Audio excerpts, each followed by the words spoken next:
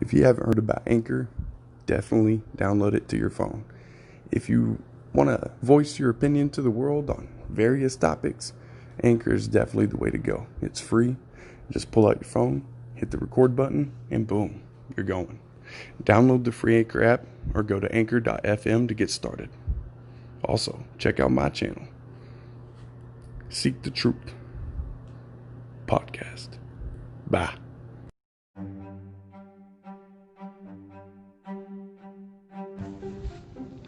What's up, world? Just got done watching a video about the Large Hadron Collider, and it's not like I haven't watched more videos about the LHC than I can count over the years, but there's a couple of videos or podcasts or whatever you want to call them that I've been wanting to record lately.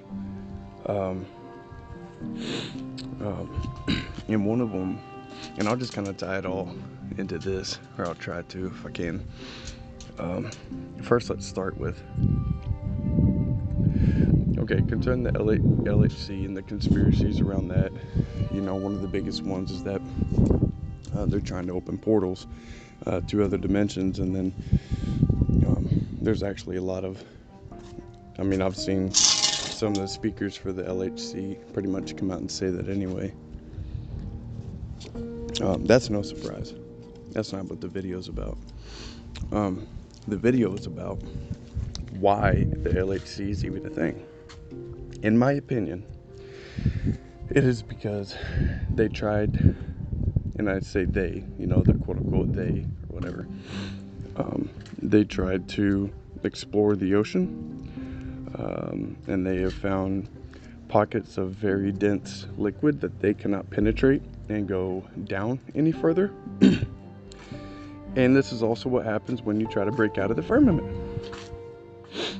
Yeah, you knew flat earth was coming. If you know my channel, you knew flat earth was coming. Look, this is my point.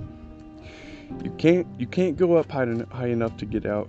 You can't get out going up. You can't get out going down. You can't get out going to the south, because of Antarctica. And I don't know if I'm still with the Antarctic ice wall and everything. I'm still open in my mind about, if the dome actually, or if the firmament actually comes down in the dome form and circles, or if the firmament is even a dome in the first place. Like, I haven't really made up my mind with that, but it's like we know Antarctica is there, or at least we know we have a southern ice wall holding our Earth in place, and the seas and everything. But we'll probably never in our lifetime be able to fly out to Antarctica or try to go past ice, blah, blah, blah, blah, blah, whatever. So this is my point. They wasn't able to escape Earth going anywhere else, so they are forced to try to make a Stargate or something, But the Bible makes it very clear that the bottomless pit would be opened in the end times. I'm not saying that we are in the end times. I'm not saying that we're not. That's not the point of the podcast video or whatever. I'm just saying, I'm sharing my two thoughts, or my 2 cents, about CERN and why they're even a thing. I think it's something that's been going on for, since the beginning of time. Satan has been, hold on. All right. Since the beginning of time, as I understand it, see, I'm trying to say too much when I'm thinking and having contradicting thoughts.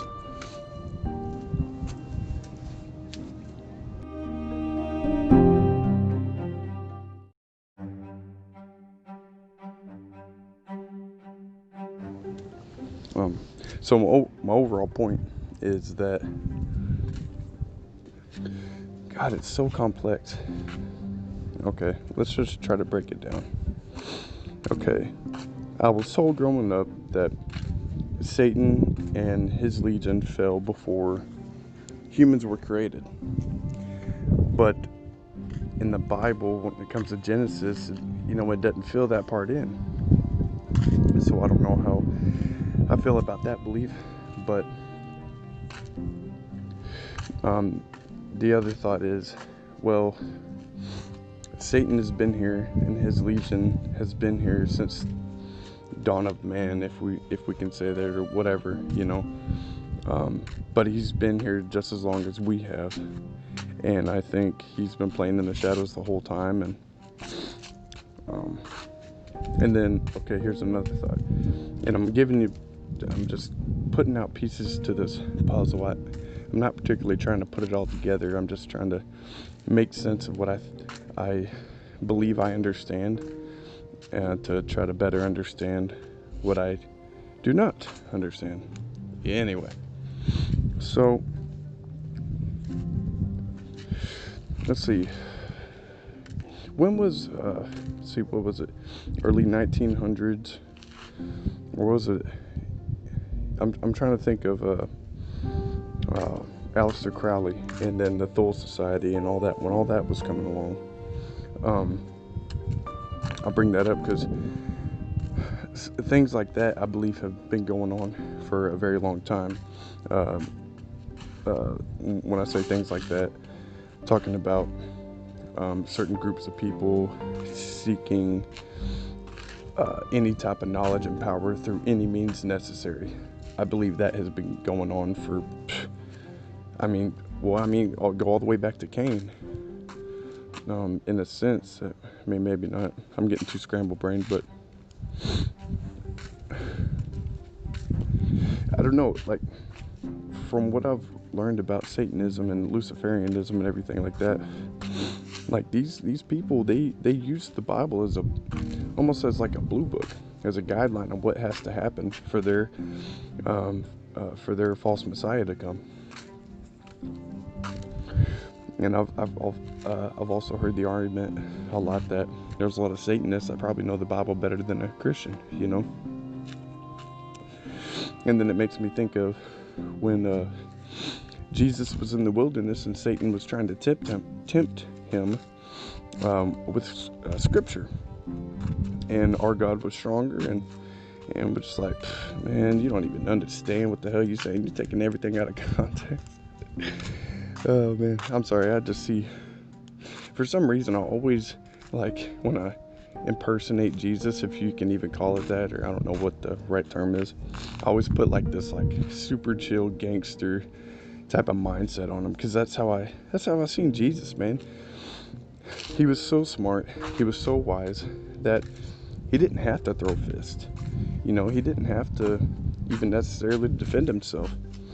And man, I see it so, I know I'm all over the place, but I just got to get this stuff out, man. There's too many things that have been on my mind. But it's like trolls, man. It's like trolls, is what I think when I think of how Jesus was killed, and he was speaking the truth that nobody wanted to hear, and he was killed for it. Don't be surprised, or as a Christian, as a truther, you shouldn't be surprised by getting attacked all the time and called names and getting trolled on. You shouldn't be surprised at all. Jesus himself told us that once we decide to follow him, we are immediately enemies of the world. But like, don't give trolls time of day, man. They're just pissed off people that are consumed by demons. They're not gonna read your evidence. They're not gonna look at your point of view at all. They're just gonna keep on putting garbage out. That's why I don't even entertain trolls, man. Every now and again, I'll just put like some little tweet out about why I don't respond to trolls or whatever. But so yeah, the LHC, I think that's the reason why the LHC is a thing, is because they couldn't escape going up, they couldn't escape going down, and they couldn't escape going out. And then I think when it comes to the the center, the magnetic north, man. God, man, that rabbit hole is fun so far. It's very interesting. But man, there's so many different myths to try to pick apart. Like the myths of Agartha, and then I think the one I'm really leaning towards is, and I don't have much to back this up at all. It's just kind of, I guess I'm just kind of speaking out loud or whatever, but when it comes to the Tower of Babel, in my mind, it makes the most sense that it would have been at the northern center, and then built straight up, But then, at the same time, I don't think that's true, because they probably have some. Do they actually? That's a question for anybody listening to this. Do they have any archaeological evidence from the Tower of Babel? Because that's what's gonna either let this little idea, theory, hypothesis keep on going, or what would kill it. You know what I'm saying? Like, if there's actual archaeological evidence of the Tower of Babel being, somewhere in Africa or something like that, then that'd put this to rest. But in my mind, this is what I think. This is what I see. This is what makes sense to me. Okay? I feel like, so we know, well, I say no loosely. King Nimrod was himself a Nephilim, or at least like a half-breed or something. And I'm not going to try to cite any articles or anything. This is just from all the stuff I've kind of looked into over the years. I'm just speaking what makes sense to my head. So, King Nimrod is a fallen. He builds this tower, trying to break into heaven. He's an agent of Satan. Let's say that it was built in the northern center, as what most people know as the North Pole. But I'm willing. I don't think it's just a single pole. I think it's more like a giant obsidian stone magnetic island or something like that. I'm trying to piece together this puzzle in my brain. Okay, like I think now today it is that what I just said. Just a huge obsidian, black magnetic stone, probably some pretty big mountain, or I think it's the remnants. I think that's where the Tower of Babel used to be. But what I'm trying to get to is, like, I think Satan was there long before. Maybe, I don't know. I feel like there's a lot behind the northern center, and I think it includes a bunch of different myths and other ideas. I don't think it's just, damn it, how do I say it? I guess what I'm trying to say is either the northern center is a combination of the remnants of the Tower of Babel, the headquarters of the fallen, the entrance to the abyss, possibly even. I can't shake it, and I can't stop thinking about it, but there's not much to actually research and go on, because I mean, if any of what I just said was at all true, assuming that world leaders or national leaders found out about this and didn't, say anything, covered up, that's part of the more I think about these things, the more the globe hoax makes so much fucking sense. the globe bullshit, the fucking heliocentric garbage, man. It kills God, man. It like, I feel like it hides so much. It hides so much, because if you think you live on a ball, well, you don't give a shit about Antarctica. You don't give a shit about the North Pole. You don't give a shit about what's in the ocean. You don't give a shit about, how the actual stars work and all this stuff, because you already know. Because you've already been told exactly how all that shit works. So why fucking waste your time thinking about it and questioning it? Because they have all the answers, right? It's so fucking bullshit, man. Anyway, this has turned into a quick rant, but I want to add something about satellites. I tried to make a video about it the other day, but I went to space camp when I was in 5th grade. Okay, I was lucky enough to have my way paid for because of my good grades, and so it was in Alabama. I was living in Arkansas. Anyway, so I was like 11 or 12.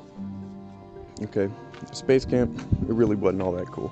I mean, it was cool, but it wasn't as cool as it could have been if I was like 14 or 15, because then I would have got to go in the fucking the swim tank or whatever that you put on a suit and blah blah blah. Anyway, I'm not gonna get into space camp too much itself and everything I did or whatever, but one thing I wanted to talk about is the topic is satellites.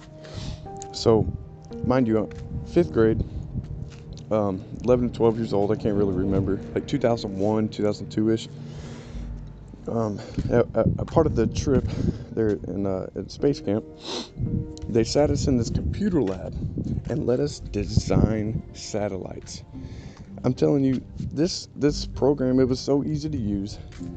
Even me, even all those damn kids, all of us was able to make functioning satellites in this computer program. And it looked, I tell you, it looked just like you could tell they cleaned it up a little bit more with CGI and other things, but like even in that program, they had it look so real, even back then. And I just remember how easy it was. You have all these different pieces and you just kind of put it together. I don't know. It just, if a 11, 12-year-old can design a satellite, I mean, I don't know what all that says, but like it just sets off even more red flags for me now that I was looking back. And then I remember they took us to there was an IMAX there. I was a poor kid. I ain't never been to no IMAX before. It was so cool, but they showed us like this clip of where you were flying over Mars, and dude, that Hollywood production, man, it looked quote unquote so real. Even back then, it just puts more stuff in perspective. Being a flat earther and looking back at some of these things and some of the things I've experienced.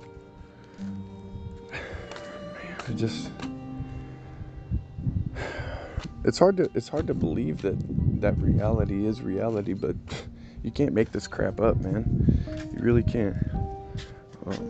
Anyway, I know this podcast, video, whatever I turn it into, I know it's been kind of all over the place, but there's just been so much I've been wanting to talk about, and now with all this BS going on with this common cold, I mean COVID-19, I mean coronavirus, I mean 10 times less deadly than the fucking flu.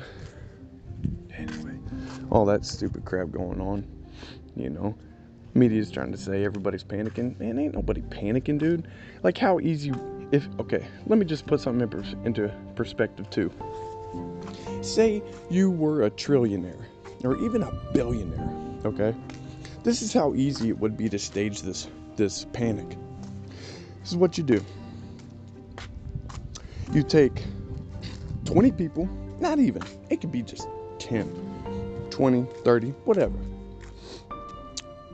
You take 20 or 30 people in each city, okay? Or even the big cities, right? You get the big cities panicking first, and then you just let the other people follow suit because they're dumb.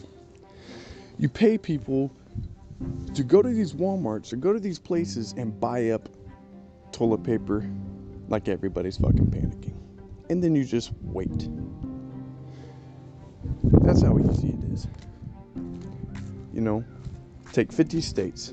You're a trillionaire or whatever. Pay each person like $200 or something just to go in. Oh, and give them the money for the toilet paper and shit too, right? They just go in. You know, you pay. Okay, so 50 states. For each city, we'll say we'll hit 20 of the biggest cities in each state, and you pay a group to hit all those. I don't know. It'd just be so easy.